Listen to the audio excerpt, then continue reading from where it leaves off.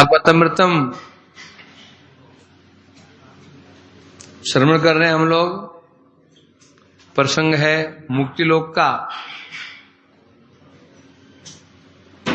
अब यहां पर वैकुंठ के पार्षद अपने वक्तव्य का उपसंहार करते हुए कह रहे थे कल, श्रीमन्नाम प्रभुस्तस्य श्रीमूर्त्यप्यति प्रियम जगद्हितम सुखोपास्यम सरसम तत्समम नहीं। नाम की महिमा का आप यहां पर उपसंहार कर रहे बता रहे हैं यहां पर। इसलिए प्रभु श्री नाम, भगवान को जो नाम है वो नाम भगवान को अपनी मूर्ति अपने विग्रह से भी अधिक प्रिय है। कारण क्या है? दो का पहला कारण है जगत हितम। वो भगवान का नाम जगत का हितकारी है, विग्रह भी हितकारी है पर नाम अधिक हितकारी है। सुखोपास्यम, भगवान का श्री विग्रह की पूजा कठिन है। जो भगवान के विग्रह की पूजा होती है वो कठिन है। सुबह उठो, स्नान करो ठंडे पानी में। ये तो मठ है, यहाँ गीजर मिल रहा है और कहीं गीजर भी नहीं तो गीजर है गर्म पानी का कितने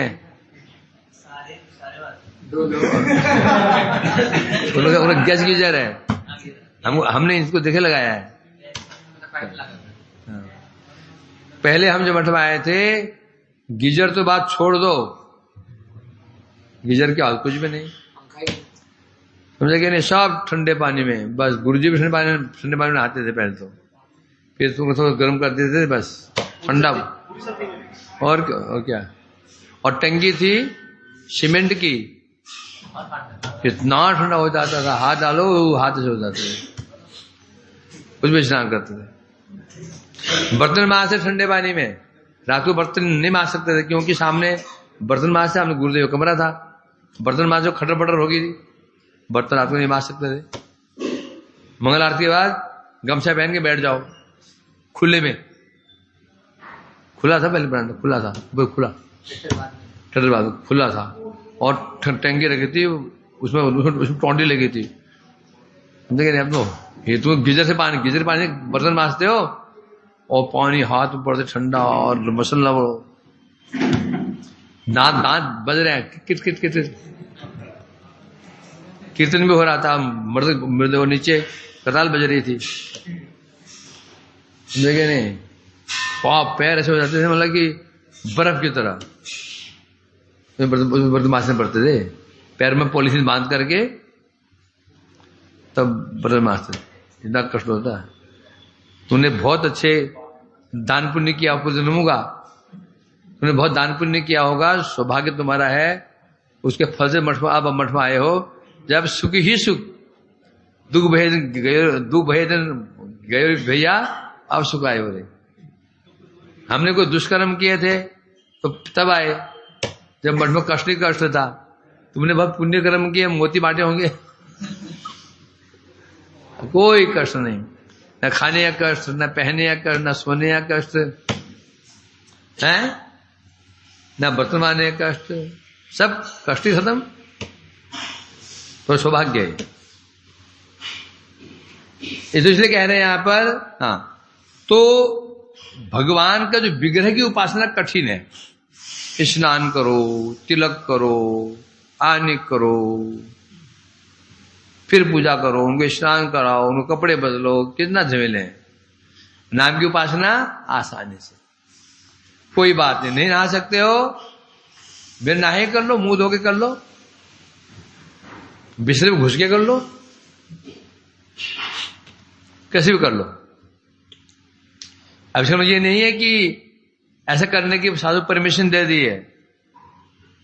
यदि समर्थ नहीं हो तो, यदि समर्थ हो तो नियम पालन करने चाहिए। ये समझो ये जो विग्रह की सेवा तो पुजारी करता है, तो सिर्फ नियम किसके लिए है? पुजारी के लिए। हम तो पुजारी है नहीं, तो हमारे लिए क्या नियम है?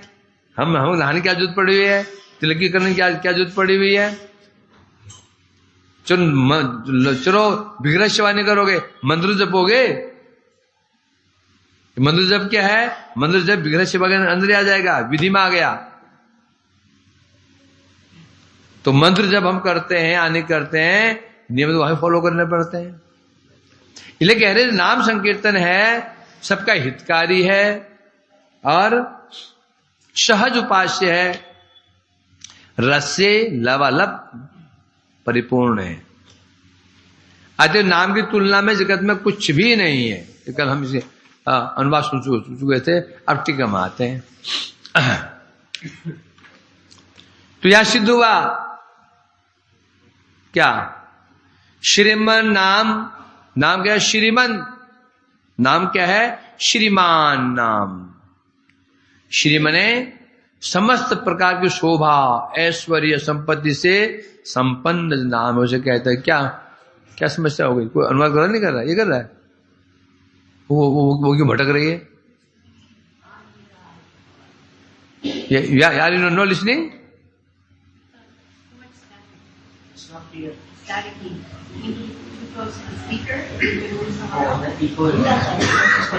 यहाँ बैठ जाओ, यहाँ बैठ जा, इधर बैठ, यहाँ बैठ जा।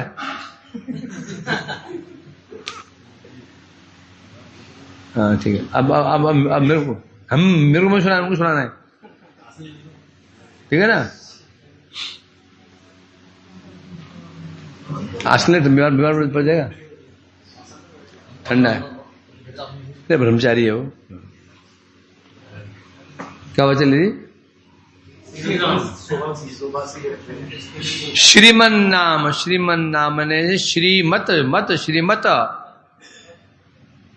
मतु प्रत्यय होता है युक्त अर्थ में। श्रीमान शब्द है श्रीमत, श्रीमतु, श्रीमत। तो नाम कैसा है? श्रीमान। श्रीमान माने अत्यधिक शोभा संपत्ति संपन्न नाम है। इसलिए सर्वत्र सब विषय में अपनी महिमा प्रकाशित होता है। भगवान का नाम क्या है? सर्वत्र प्रकाशित, सर्वत्र और सब विषयों में। अर्चन करना हो तो नाम, पाद सेवा करना हो तो नाम, वंदन करता हो तो नाम, कीर्तन करना हो तो उसमें नाम, श्रवण करना हो तो उसमें नाम सुनो। तो सर्वत्र नाम प्रकाशित है। जैसे भगवान ने स्वयं गीता में, भागवत में कहा था, क्या है? न में क्या है? न तथा में प्रियतमो आत्मयोनि न शंकर न संकर्षण न शरीर नैवात्मा च यथा भगवान। यहां कोट कर रहे हैं, भगवान ने भक्ति के विषय में यह कहा था, हे उद्धव जी, मुझे ब्रह्मा, शंकर, मेरे बड़े बड़े संकर्षण, मेरी शक्ति लक्ष्मी, यहां तक कि मेरी आत्मा भी मुझे प्रिय नहीं है जितने तुम प्रिय हो। इसे जाना जाता है भगवान को भक्त अपनी आत्मा से प्रिय है, वो नाम से प्रिय नहीं है। तो किने क्या बात उखाड़ी? भगवान ने ये नहीं कहा मेरी आत्मा से भी अधिक मुझे भक्ति प्रिय है, ये कहीं नहीं कहा उन्होंने कि मेरे नाम से भी अधिक मुझे भक्ति प्रिय है, ये कहीं नहीं कहा। सब बात खोली उन्होंने, अपने स्वरूप को बोल दिया, मेरे स्वरूप से भी नाम प्रिय है, फिर नाम से अधिक भक्ति प्रिय है, ये भगवान ने कहीं भी नहीं कहा। ये कह रहे हैं यहां पर, ये ऐसा कहीं भी नहीं कहा गया। तो समझ जा सकता है नाम कितना महत्वपूर्ण, कितना उसका महत्व है उसका। अतएव नामी शिवमूर्ति से भी उनका नाम अधिक प्रिय है।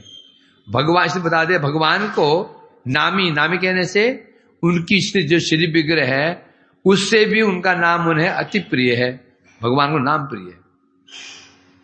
श्रीमत का अर्थ प्रकाश कर अब यहां पर अपने नाम के अत्यंत प्रिय होने का हेतु बता रहे हैं।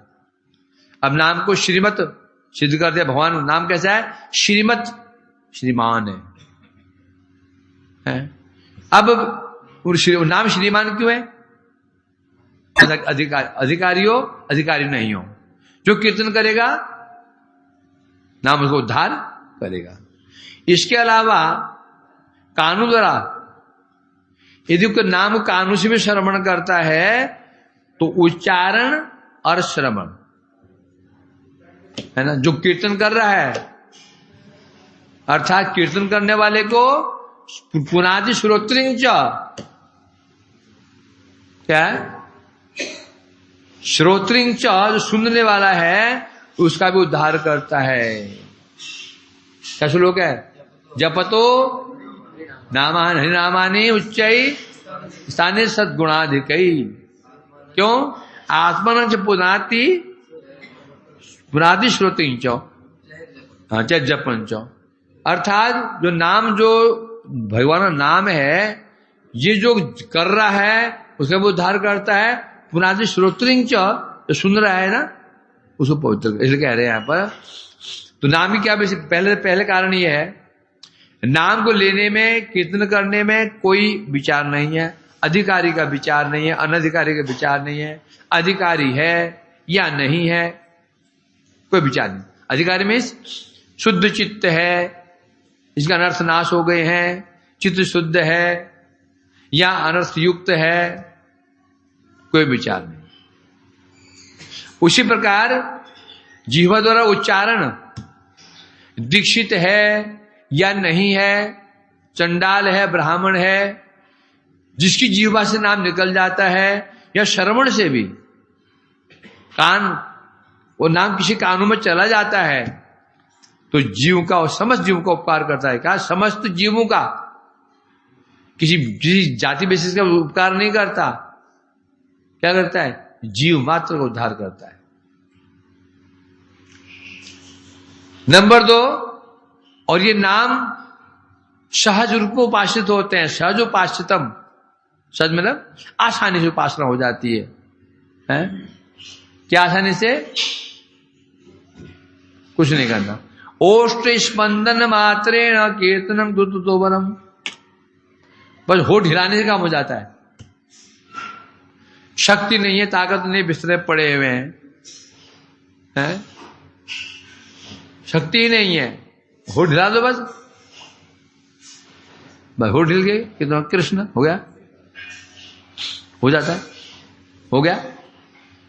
और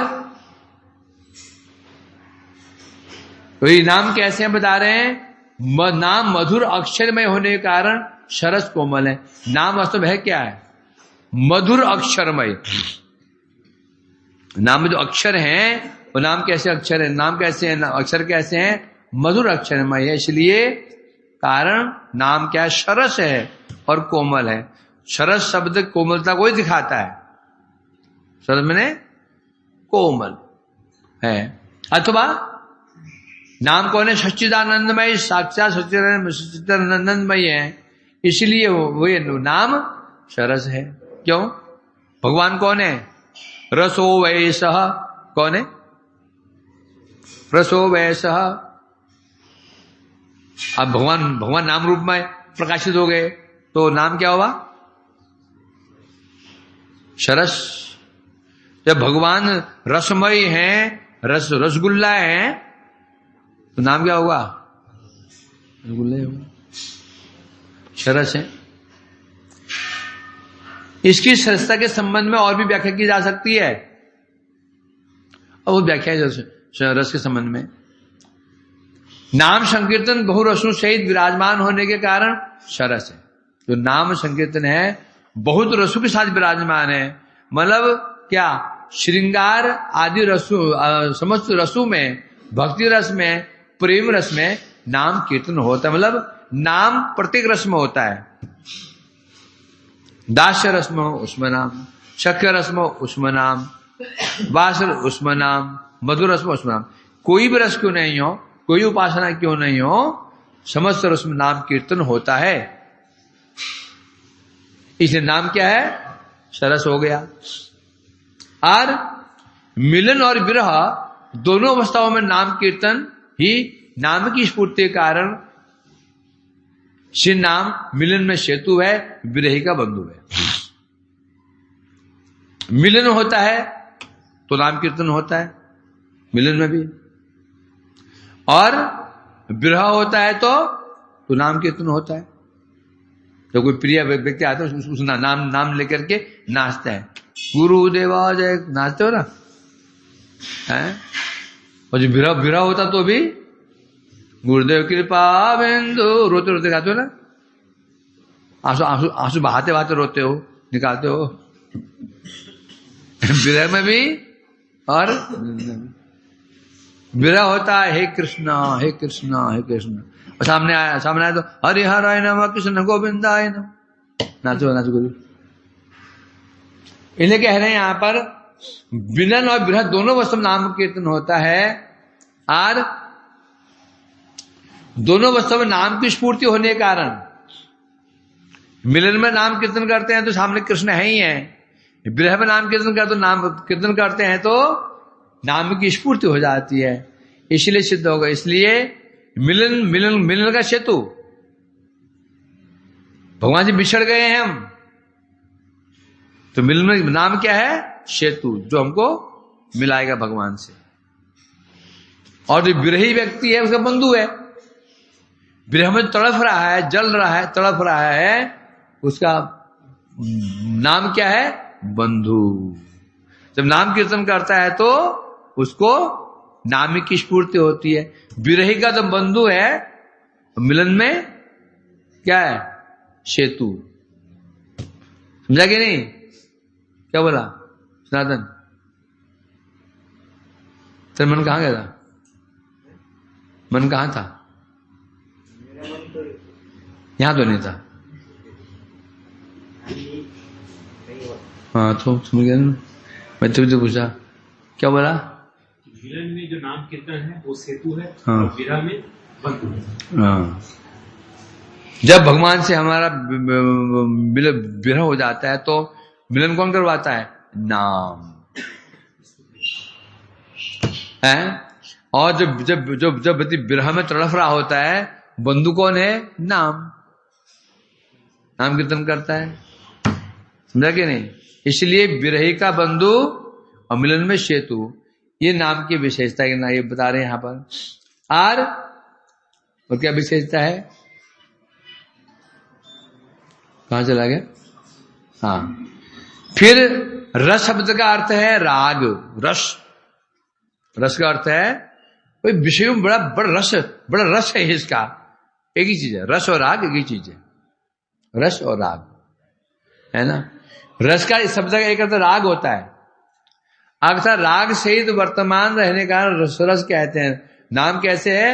राग सहित है। फिर नाम कीर्तन में प्रभु स्वयं स्थिर रूप में रहते हैं। सबसे बड़ी बात क्या है? नाम कीर्तन में भगवान सदा विराजमान रहते हैं स्थिर रूप से, कभी भी भगवान नाम से अलग नहीं होते। क्या बताया? नाम कीर्तन में प्रभु स्वयं स्थिर रूप में रहते हैं, नाम में भगवान स्थिर रूप में विराजमान रहते हैं, इसलिए नाम सदा क्या है? सरस है। अर्थात निश्चित नाम निश्चित रूप में भगवत प्रेम प्रदान करते हैं। सिद्ध हो गया जब नाम में प्रभु सर्वदा विराजमान रहते हैं, कभी नाम से अलग नहीं होते हैं, तो नाम सरस। ऐसे सरस नाम निश्चित रूप में शीघ्र भगवत प्रेम प्रदान करते हैं। और क्या है? अथवा ये अपने सेवक में ही प्रेम उत्पन्न करने के कारण, जो उनके सेवक जो नाम की उपासना करता है तो उसमें प्रेम उत्पन्न कर देते हैं। इस कारण अपने सेवक के बीच में प्रबल आकर्षण, इस प्रकार से अपने और सेवक के बीच में आकर्षण पैदा कर देते हैं। क्या आकर्षण? भगवान भक्ति को आकर्षित हो जाते हैं और भक्त भगवान को आकर्षण पैदा करते हैं। नाम क्यों? भक्त आकर्षित नहीं होता, भगवान में आकर्षित हो जाते हैं। ये बता रहे हैं यहां पर।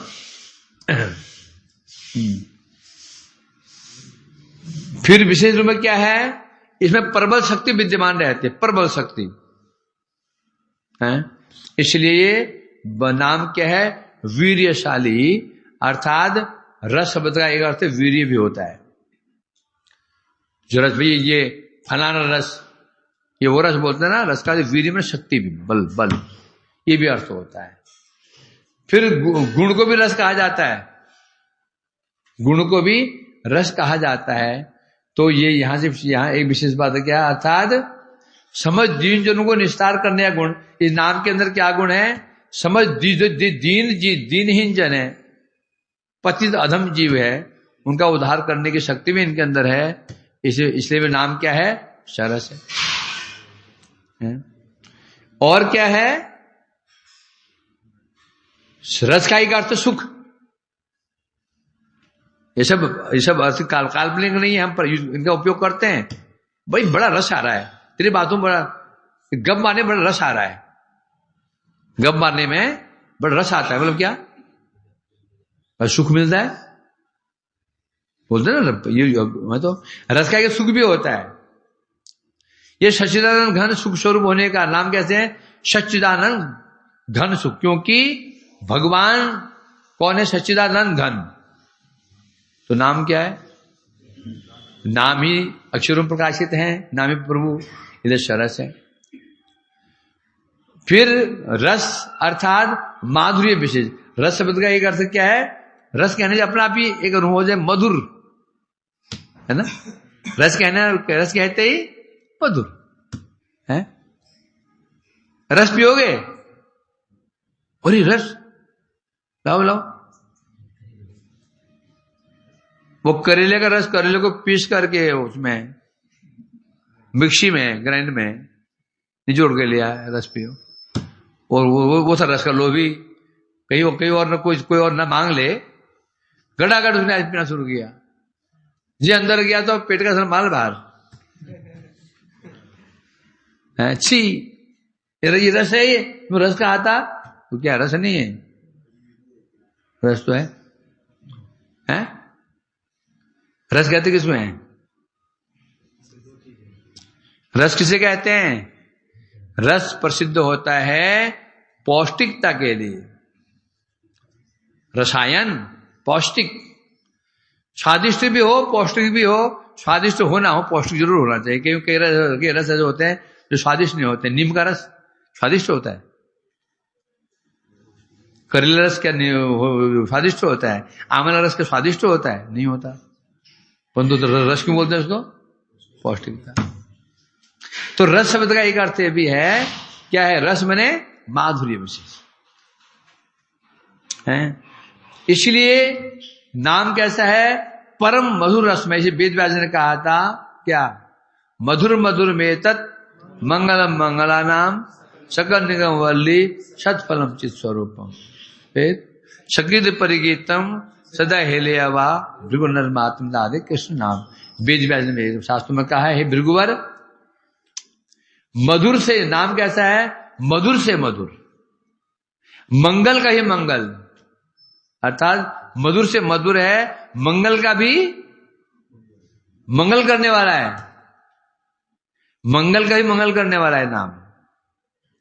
और निगम क्या, सकल निगम वल्ली, सकल निगम वल्ली, जितने निगम शास्त्र हैं वो वल्ली मने लतिका है।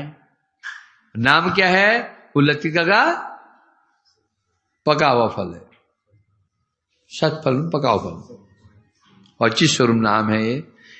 इसलिए कह रहे हैं यहां पर श्रद्धा पूर्वक, हेला पूर्वक, श्रद्धा या उपहास, हास परिहास में भी ये जो एक सकृत एक बार भी नाम ले लेता है, तारे कृष्ण नाम, एक ही कृष्ण नाम को उद्धार कर देता है। श्रद्धा पूर्वक हो या हेला पूर्वक, हेला अश्रद्धा पूर्वक हो, उद्धार कर देता है। इसलिए नाम का ये महत्व है। हैं? हो तो रहा है, क्या नहीं हो रहा है, तो हो नहीं रहा है। एक रोटी खीर खाने के लिए मालूम कितने पाउड मिलने पड़ते हैं संसार में,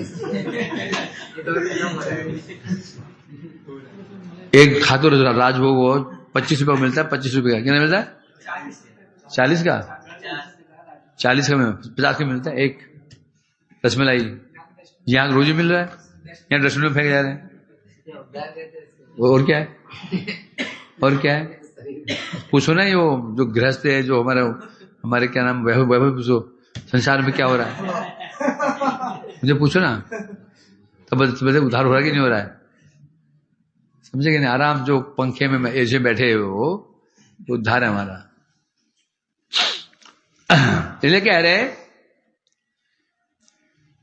अब यह कह रहे हैं यदि जो नाम का आश्रय ग्रहण करता है, दुख निवृत्ति के लिए प्रयास नहीं किए जाने पर भी, भक्त कभी दुख निवृत्ति के लिए प्रयास नहीं करता, मेरा दुख दूर हो जाए, दुख दूर हो जाए, दुख इस चेष्टा नहीं करते। ज्ञानी लोग क्या करते हैं, दुख निवृत्ति के लिए चेष्टा करते हैं, और भगवान के भक्त दुख निवृत्ति की चेष्टा नहीं करते हैं।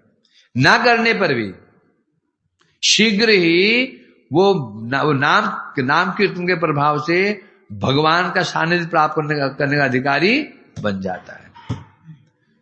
अब तो बोलेंगे तो उसके दुख दूर हो जाएंगे, क्या मति की न्याय।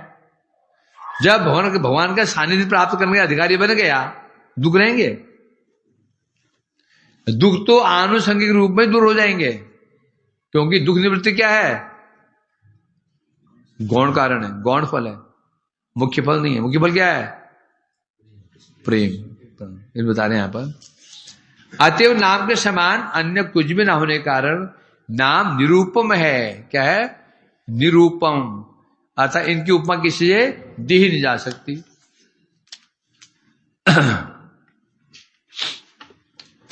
अब 2 श्लोक बचे इस अध्याय के।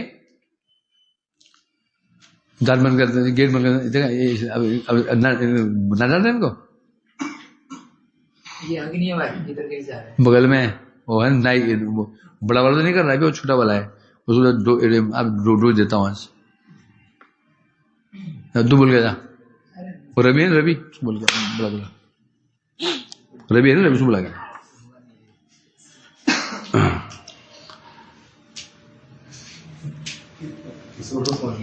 हैं वो समझ गया, इसको स्मरण बढ़ गया, इसको स्मरण बढ़ गया। वो डरा जाने में।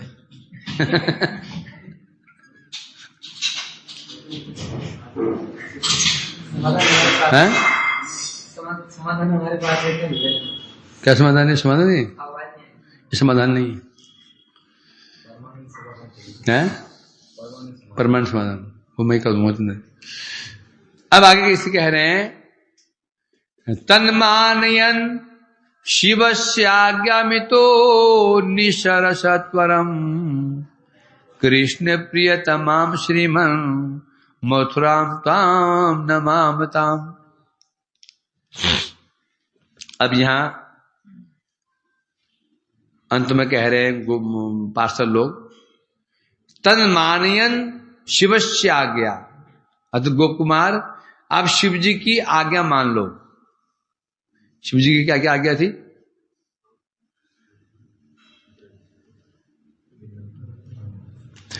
गोप कुमार यदि तुम प्रेम प्राप्त करना चाहते हो, सबसे पहले ये मुक्ति लोक को त्यागो।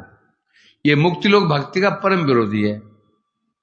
और तुम सीधे यहां से कहां पहुंचो, वृंदावन पहुंचो, कहा था ना। ये बात चल रही थी उसी समय वहां पर बैकुंठ के पार्षद पधारे थे, तो अभी बात डाइवर्ट हो गई थी, बात वहीं पर स्टॉप हो गई थी। अब पार्षद लोग कह रहे हैं, तत् मानयन शिवस्य आज्ञा, शिव जी की आज्ञा का सम्मान करो, मान करके इतो निशर शत्रुम, इतो मतलब यहां से निशर, यहां से चले जाओ, तुरंत यहां चले जाओ। और कहां जाओ, कृष्ण प्रियतमाम श्री मथुराम ताम नमामताम। कहां जाओ, कृष्ण प्रियतमाम मथुराम, कृष्ण की प्रियतमा जो श्री मथुरा जी है, वहां जाओ। नमाम ताम नमामताम, क्योंकि हम भी ताम नमाम उस मथुरा देवी को प्रणाम करते हैं। तुम जाओ, हम भी उनको प्रणाम करते हैं। ठीक है, मैं कह रहे हैं इस प्रकार से वैकुंठ पार्षदगण गोप कुमार को उन्हें उपदेश प्रदान किया। अपने वक्तव्य के समापन करते हुए कह रहे हैं, श्लोक कह रहे हैं अपने जो हम यहाँ क्यों आए थे, अपने आने का जो प्रयोजन था बता रहे, हम यहाँ क्यों आए थे। यहाँ आने का कोई मतलब था ही नहीं। जो हम यहाँ पहुंचे हैं इस मुक्ति लोक में, यहाँ आने कोई हमारा कोई कारण नहीं है। केवल हम क्यों आए हैं, तुम्हारे लिए ही आए हैं, बता रहे हैं यहाँ पर कारण है। इस उक्त न्यायानुसार इस मुक्ति पथ से तुम चले जाओ। अभी हमारे उपदेश और शिव जी की आज्ञा अनुसार तुम इस स्थान को छोड़ करके मथुरा धाम चले जाओ। हैं क्यों, शिव की प्रीति के लिए भी उनकी आज्ञा। और विशेष रूप से क्या है, आदेश किसने दिया था, शिव जी ने दिया था कि हे गोकुमार, ये जो मुक्ति लोक है भक्ति विघ्न स्वरूप है, अतः शीघ्र ही इसका परित्याग करो। ये कहा था। मानो गोकुमार ने कहा, इतने कष्ट करके मैं यहां पहुंचा हूं, इतना ऊपर, फिर जहां से आया था वही भेजना, पर क्यों जाऊं नीचे। तब कह रहे, इसके लिए कह रहे हैं क्योंकि मथुरा जी कृष्ण की प्रियतमा है, इसलिए जाओ। और मथुरापुरी समस्त सिद्धियों को प्रदान करती हैं। जो तुम्हारा साध्य है, उद्देश्य, वो वहीं पूरा होगा, चले जाओ। गोप कुमार उवाच निपीय हृत कर्ण रसायनम तत् प्रमोद। तो कुंड लगा देगा, ये विद्या होता है। ये दूसरा देवता है, ये तो दूसरा बुद्धिमान है।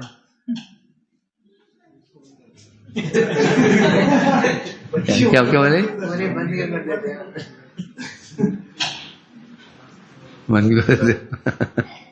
बैग दे कैसे देखो, कैसे लटकाओ आटे के थैले सा। ये क्या नहीं, ये क्या लटकाना तो चालू हो गया। क्या क्या बैग है पता नहीं, ये नया मॉडल है। पहले हमें समय में इसको शर्म लगती है लटकाने में, ऐसे लटकाने में। वो है ना मजदूर जैसा, ऐसे लटकाते हैं। अभी ऐसे लगा रहे हैं। उसी बात नहीं कर रहा हूँ मैं, जो स्टाइल है लटकाने का, ये जो स्टाइल है, ये स्टाइल पहले नहीं था। ये पहले हमें समय इसको शर्म लगती थी ऐसे लटकाने, बैग पिट्ठू की तरह, साइड बैग होता था। अब ये नए मॉडल हैं, तो आगे लेते हैं। क्या हद है। मैं कहाँ गया था, अभी कहाँ मतलब देखो, शुरू हो गया बस। श्री गोप कुमार उवाच निपीय हृत्र रसायनम तत् प्रमोद भारेण भृतो नमस्तान शिवौ च सद्यो ब्रजभूमिताम ते प्रापितो हम वद मुग्ध बुद्धि। भगवान जी कह रहे हैं, निपीय हृत कर्ण रसायनम तत् प्रमोद भारेण भृतो नमस्तान शिवौ च सद्यो ब्रजभूमिम एताम ते प्रापितो हम वत मुग्ध बुद्धि। इति श्रीमद् भागवते में ते गोलोक महात्मा खंडे भजन नामा तृतीयो अध्याय। अभी टीका रहेगी, मीनिंग रह गया। निपीय हित कर्ण, क्या निपीय, पान करके, क्या पान करके, वैकुंठ जो पार्षद थे उनके जो उपदेश थे, कैसे रसायन के रसायन मैंने अपने कानों से उनको उपदेश, कानों को, हृदय को अति प्रिय लगने वाले थे, रस के समान थे उपदेश हैं। हृदय और कान दोनों को ही आनंद देने वाले थे। उनका मैं पान किया, अर्थात पान किया मतलब श्रवण किया, पान कर गया। प्रमोद भारेन भितो नमस्तः। उन्हें पान करके मैंने आनंद, प्रमोद भारेन, आनंद से डूब गया मैं, आनंद भर गया मैं, आनंद विभोर होकर के नमन तान भितो, मैंने उनको नमस्कार किया, प्रणाम किया। शिवोच, साथ साथ मैंने शिव जी को प्रणाम किया।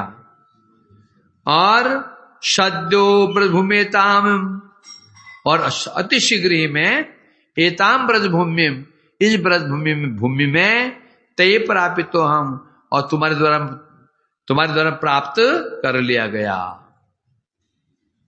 कैसे? मुग्ध बुद्धि की भांति। क्या बता रहे? ये मीनिंग इसका ऐसा है, सामान्य मीनिंग, शाब्दिक मीनिंग यही है। शिवो जो सद्यो, मैंने शिव जी को प्रणाम किया, उन्हें प्रणाम किया, और शीघ्र इस ब्रजभूमि में तुम्हारे द्वारा प्राप्त कर लिया गया। कौन सा वॉइस है? पैसिव वॉइस है, द्वारा है ना, कर लिया गया। परंतु श्लोक प्राय इसी भाषा में होते हैं। अब हम इसको बोलेंगे एक्टिव वॉइस में। क्या बता रहे हैं? मैंने शिव जी को प्रणाम किया, पार्श्व प्रणाम किया, प्रणाम करके वनभूमि में आ गया, और यहां जब आया तो तुमने मुझे प्राप्त कर लिया। कैसे? मुग्ध बुद्धिवत। मेरी अवस्था कैसी है? कैसी थी? बुद्धि, मेरी बुद्धि मुग्ध थी। अब मुग्धवत कह रहे हैं, अब मुग्धवत क्यों हुआ आगे बताएंगे। इसलिए कह रहे हैं यहां पर, तो उन पार्षदों के उन परम रसमय वचनों को सुन करके, उपदेश श्रवण करके मैंने उनको प्रणाम किया, पार्वती सहित शिव जी को प्रणाम किया। उनकी कृपा से उसी क्षण ब्रजभूमि में आ पहुंचा, और इस घटना से मैं अत्यंत मुग्ध हो गया। टीका में कह रहे हैं क्या? हाँ, वस्तुतः उस घटना से मैं हर्ष विस्मय से मुग्ध क्यों हुए? हर्ष और विस्मय। अब उनका विस्मय क्या हुआ? कह रहे हैं, जब मैंने दंडवत प्रणाम किया, आंखें मुद रखी थी, नेत्र खोलते ही मैंने क्या देखा? अब मैंने अपना कहां देखा? ब्रजभूमि में देखा। कहा था मैं? मुक्ति लोक में। जबकि प्रणाम कैसे करते हैं? आंख प्रणाम कैसे करते हैं? ऐसे करते हो? गुरुदेव प्रणाम क्या करते हैं? गुरुदेव प्रणाम। प्रणाम किया मैंने, नेत्र बंद किए, नेत्र बंद कर प्रणाम कर, नेत्र बंद किए ही आंख कहां खुली? ब्रज में। यहां पहुंचा, मैं इसको भी समझ ही नहीं पाया। इत्यादि किमपि बोधम अशक्यम अशक्नुवन इत्यर्थ। मैं समझ नहीं पाया मैं ये कैसे पहुंच गया, कहां था मुक्ति लोक में, कि कष्ट से मैं पहुंचा, थकी खा खा करके आंख बंद कर दिया, पहुंच गया। इसलिए मैं मुग्ध हो गया, समझ नहीं पाया ये क्या हुआ, समझ, मैं विस्मित हो गया। इस प्रकार से चतुर्थ जो तृतीय अध्याय था, जिसका शीर्षक भजनम था, परिपूर्ण हुआ। अथो चतुर्थो अध्याय अस्य शीर्षक वैकुंठ। इसका शीर्षक वैकुंठ है। क्यों है? इस अध्याय में गोकुमार वैकुंठ आदि पहुंच जाएंगे। श्री गोप कुमार उवाच एकाकिनाथ भ्रमता मयास्य भूमि श्रियम कुत्रचिदप्यदृष्टा संपश्यता संवसता वनांत शर्म विमोहादि विस्मृतम तत्। गोप कुमार जी कह रहे हैं, किससे कह रहे हैं? कहां कह रहे हैं? अश्या, अच्छा मतलब यहां पर क्या बता रहे हैं? यहां पर मैंने इस वृंदावन में, मथुरा में, वृंदावन में अश्या कह रहे हैं ना। अच्छा मैंने यहां पर एकाकी ना अत्र भ्रमता मयास्या। अब वो कह रहे हैं अब इस ब्रज भूमि में मैं अब इस मतलब कहां बैठे हैं हम, इस हमको बोलते हैं, किसे बोलते हैं, जो जहां बैठे हुए इस बोलते हैं। इस स्थान पर मैं बैठा हूं, इस स्थान पर जहां बैठा हूं सामने, इस कहते हैं उसको। दूर हो तो उस। अच्छा कह रहे हैं मैं ये जो जहां तुम बैठे, तुम जहां बैठे हुए हैं ये वो स्थान है। यहां पर यहां आकर के मैं एकाकी ना अकेले ही अत भ्रमता, अकेले मैं यहां वहां भ्रमण करने लगा। अस्या भूमे श्रियम कुत्रचिद प्रतिष्ठा, इस ब्रजभूमि की श्रियम मैंने जो शोभा देखी, सुंदरता देखी, कुत्रचिद अपि अधिष्ठान, कहीं भी नहीं देखी। यदि मैं यहां शुरू किया, मैंने यात्रा शुरू कहां से की थी, भगवान ने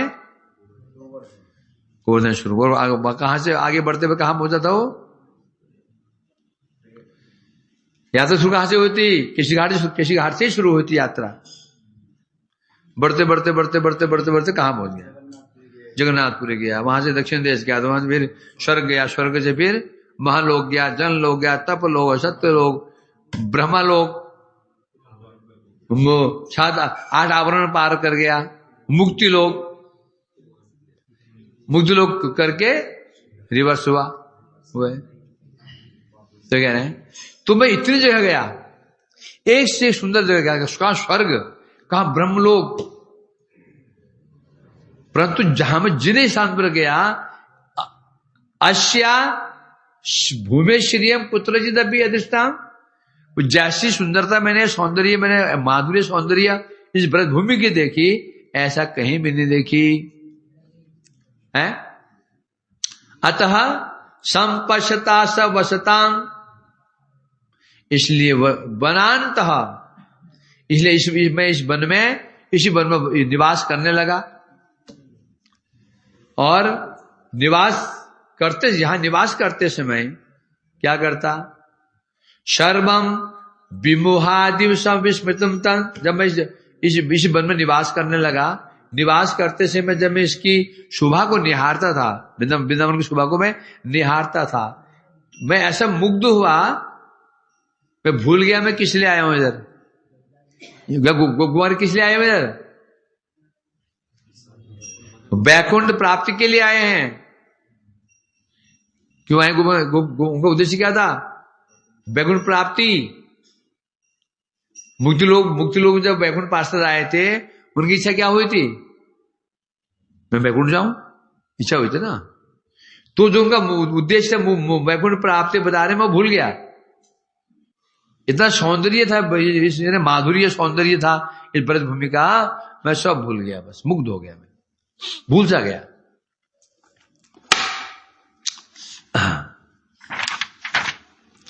इस चौथे अध्याय में बता रहे हैं यहां पर, तुर्ये वैकुंठ तद्वासि रूपा देतमुच्यते प्रतिमा महिमा प्योर्ध्वे अयोध्या तो द्वारकागम। इस चौथे अध्याय में क्या वर्णन होगा, यहां पर पहले ही वर्णन कर रहे हैं। चौथे अध्याय में वैकुंठ और वहां के निवासियों के रूप का वर्णन होगा। चौथे अध्याय में वैकुंठ का वर्णन होगा, वहां के निवासी हैं उनके रूप का वर्णन होगा। उसके ऊपर फिर अंत में फिर गोप कुमार जी वैकुंठ के ऊपर अयोध्या जाएंगे, अयोध्या का वर्णन होगा। उसके पश्चात द्वारका जाएंगे, वहां का वर्णन होगा।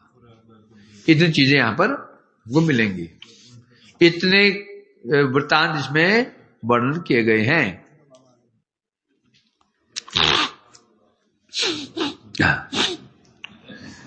अब जो श्लोक की टीका पढ़ लेते हैं। सर्वप्रथम समझ प्रपंच, सर्व प्रपंच, उससे भी ऊपर मुक्ति पद से भी क्या, जो ब्रजभूमि का जो सौंदर्य है उसको प्रकाशित कर रहे हैं। प्रपंच में ये पूरा ब्रह्मा, पूरा ये जड़ जगत है, यहां से आगे ब्रह्मा जितने लोग तो प्रपंच है सब। ये प्रपंच से ऊपर मुक्ति लोक, उससे भी अधिक सौंदर्य ब्रजभूमि का है। इसको यहाँ पर एकाकीन श्लोक के द्वारा प्रदर्शित कर रहे हैं गोपकांड के ब्राह्मण। जब मैं ब्रजभूमि में भ्रमण करने लगा, अब जब भ्रमण करता तो यहाँ की मैंने शोभा को देखा, ऐसी शोभा मैंने ब्रह्मांड में उसके बाहर कहीं मुक्ति पद में भी ऐसी शोभा मैंने नहीं देखी। तो उस शोभा को निहारते हुए मैं ऐसे मुग्ध हुआ। वैकुंठ पार्षदों ने जो मुझे कहा था तुम ब्रज में जाओ साधन भजन करो, ये कहा था। क्यों भेजा उनको? ब्रजभूमि में जाओ साधन भजन करो, उसके प्रभाव से तुम अति शीघ्र वैकुंठ प्राप्त कर लोगे, कहा था। और मैं सब भूल गया है। अर्थात क्यों? नाम क्या है? मथुरा। मथुरा शब्द का अर्थ है, शब्द अर्थात मथ, मथना, मथनाती, मथन करने वाला, अर्थात जो मन को मथ देता उसे कहते हैं मंथन। ऐसा सौंदर्य है ब्रजभूमि का, इसने मेरे मन को मथ दिया। क्या कर दिया? मथ दिया। मैं विस्मरण हो गया, भूल गया मेरा उद्देश्य क्या है। बस मैं उसे यहाँ के सौंदर्य को ही निहारता रह गया। इस वन में जाता, उस वन में जाता, इस वन में जाता, उस वन में जाता, सौंदर्य निहारता।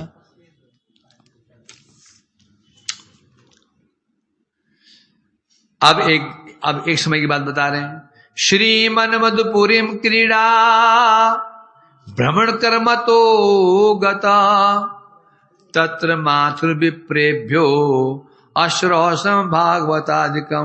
एक बार में क्रीड़ावशता भ्रमण करते करते मधुपुरीम गतः, मथुरापुरी पहुंच गया। एक बार क्रीड़ा करते करते, भ्रमण करते करते मथुरापुरी में पहुंच गया।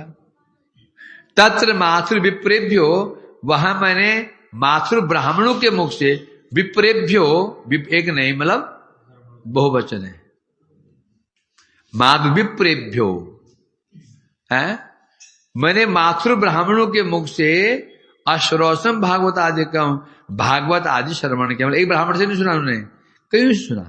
तो कथाएं, यहाँ कथाएं होती थी, ब्राह्मण करते थे, उन ब्राह्मणों से मैंने भागवत आदि कथाएं सुनी। टीका में कहने जैसे पहले उन्होंने कहा था, मैं भूल गया था कि मुझे यहां भेजा क्यों है। वैकुंठ पार्षदों का मुझे क्या आदेश था, मैं विस्मृत हो गया था। मैं केवल भ्रमण कर रहा था, कभी इस वन में, उस वन में, इस वन में, उस वन में, केवल भ्रमण करते हुए वृंदावन का सौंदर्य का आस्वादन कर रहा था। भूल गया था मुझे क्या करना है। तथापि भ्रमण करते करते, तथापि मैं तो भूल ही गया था, तथापि मथुरानाथ की कृपा से मेरा अभीष्ट पूरा हो गया। कैसे बता रहे हैं? इस प्रकार क्रीड़ा वस्तु से भ्रमण करते करते किसी समय में मधुपुरी में उपस्थित हुआ। अच्छा मतलब क्या? क्रीड़ा वस्तु भ्रमण, क्रीड़ा वस्तु भ्रमण तात्पर्य क्या है? अर्थात ब्रजभूमि में भ्रमण कर्म में उल्लंघन होना, अर्थात जो भ्रमण का कर्म है, ब्रजमंडल परिक्रमा का जो कर्म है, उसमें उल्लंघन होगा। कब होगा उल्लंघन? कब होता है? जब क्रीड़ावशतः, जब हम कहीं खेलते खेलते जाते हैं तो रास्ता भूल जाते हैं, खेलते खेलते कहां से कहां पहुंच जाते हैं। तो यहां क्रीड़ावशतः क्यों बोला? अर्थात गोप कुमार जो वर्णन करेंगे यहां पर, वो भ्रमण का कर्म है, उसका उल्लंघन होगा कि भाई कर्मानुसार नहीं होगा, ये कह रहे हैं यहां पर। तो उस मथुरापुरी में मैंने क्या देखा, वहां पर बड़े बड़े ब्राह्मण लोग भागवत आदि शास्त्र पाठ करते थे। शास्त्रों में भागवत क्या है? मुख्य है। भागवत क्या है? मुख्य भागवत, मुख्यतम भागवत अधिकांश रूप में। प्राय में भागवती सुनता था, कभी कभी भागवत अनुवर्ती जो भक्ति ग्रंथ हैं उनको भी सुनता था। मूल में कौन है? भागवत ही मूल भक्ति ग्रंथ है। बाकी जितने भी ग्रंथ हैं भक्ति संबंधी और भागवत संबंधित ही होने चाहिए। जैसे तत्व ग्रंथ मूल कौन है? वेद मूल है ना, है कि नहीं? और भक्ति ग्रंथों में भागवत क्या है? मूल है। तो भागवत और भागवत के जो अनुवर्ती जो भक्ति शास्त्र थे उनका भी यहाँ ब्राह्मण पाठ करते थे। मैंने भली भांति उनको सुना और सुनते सुनते मैं कैसे सुनते सुनते भक्ति न विधाम सम्यक ज्ञात्वेदम वनमागत अपश्यम सह सेवात्र श्रीमद गुरु वरम निजम।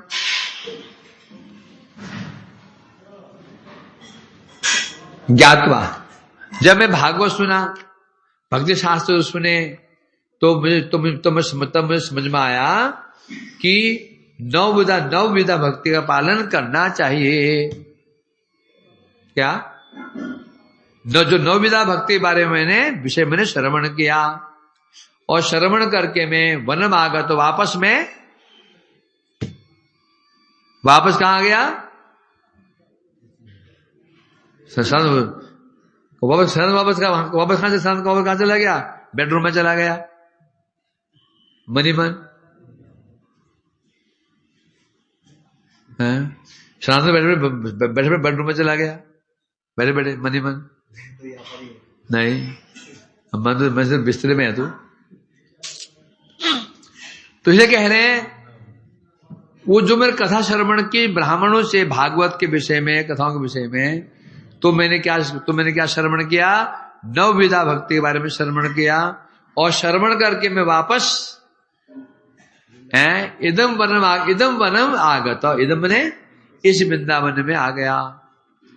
और यहां आते ही अपश्यम सहस्रेव तत्र श्रीमद गुरु वरम निजम। और यहां आकर मैंने सहसा अकस्मात अपने गुरुवर का मैंने अपने श्रीमद गुरुवरम, अपने श्रीमान गुरु जी का मैंने दर्शन किया यहां पाकर। ठीक है, मैं कह रहे हैं उन ब्राह्मणों से कथा श्रवण करके फिर मैं नव विधा भक्ति के तत्व भली भांति जान गया। भली भांति मतलब क्या होता है? उसके प्रतिकूल अनुकूल हे उपादेय के विवेचन द्वारा अच्छी प्रकार से जान करके वृंदावन लौट आया। मतलब भक्ति तत्व को जानना क्या होता है? भली भांति जानना क्या होता है? भली भांति जानना मतलब यह होता है प्रतिकूल अनुकूल हेय उपादेय, इसकी विवेचना करने के पश्चात जब समझ में आता उसे कहते हैं जानना। हर विषय में ऐसा ही है। कोई विषय लोगे जानने का यह अर्थ होता है? घी जानते हो? घी किसे कहते हैं? घी किसे जानना पड़ेगा। अब क्या जानना पड़ेगा? घी कैसे बनता है, घी कैसे होता है, उसकी अनुकूलता क्या है, प्रतिकूलता क्या है, घी कैसे खाना चाहिए, कैसे नहीं खाना चाहिए, कितना खाना चाहिए, कितना नहीं खाना चाहिए, अधिक खाने से क्या होता है, इसे कहते हैं जानना। क्यों जानने कहते हैं? अनुकूलता प्रतिकूलता सब जानना, सब। उसी प्रकार से गुरु तत्व, वैष्णव तत्व, भक्ति तत्व, नाम जिन्हें भी जानने योग्य वस्तु में है ऐसे होगा। समझेगा ना? वैष्णव तत्व, वैष्णव कौन है, अवैष्णव कौन है, वैष्णव किसे कहते हैं, अवैष्णव किसे कहते हैं, अवैष्णव संघ से क्या होता है, वैष्णव संघ से क्या होता है। यदि जान गए तो समझो वैष्णव को जान गए, गुरु को जान गए। कैसे जान गए? गुरु किसे कहते हैं, अगुरु किसे, सदगुरु किसे कहते हैं, और असदगुरु किसे कहते हैं? असदगुरु गुरु करण से क्या होता है, सदगुरु करण से क्या होता है, गुरु की क्या योग्यता होनी चाहिए, इसे कहते हैं गुरु को जान लेना। ऐसे नाम को है, नाम क्या है, नाम की महिमा क्या है, नाम करने से क्या होता है, इसे कहते हैं जाना। सीधी एक शब्द में वो एक लाइन बोल देता हूं, किसी वस्तु को तत्वतः जानना ही जानना कहते हैं। तत्वतः नहीं जाने तो उसको जानना नहीं कहते हैं। देखो साहब, भक्ति बहुत दूर की बात है। इस जगत में भी देखो तो हम कोई बाजार से कोई चीज लेने जाते हैं, कोई प्रोडक्ट लेने जाते हैं, भरपूर लिखा रहता है तत्व। इसमें इन्हें परसेंट ही है, इन्हें परसेंट है, इन्हें परसेंट है, इन्हें परसेंट है, इन्हें परसेंट है, इन्हें परसेंट है, ये है ना। एक्सपायरी डेट इतनी है, मैन्युफैक्चरिंग डेट इतनी है, एक्सपायरिंग इतनी है। इसको लेने के फायदे क्या है, नुकसान क्या है, लेने की विधि क्या है, होता ना।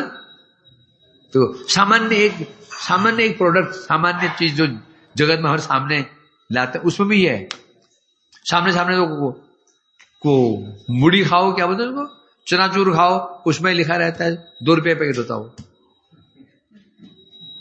है। तंबाकू वो लिखा रहता है, क्या है इसमें, क्या है इसमें, क्या नहीं है, इसमें लिखा रहता है।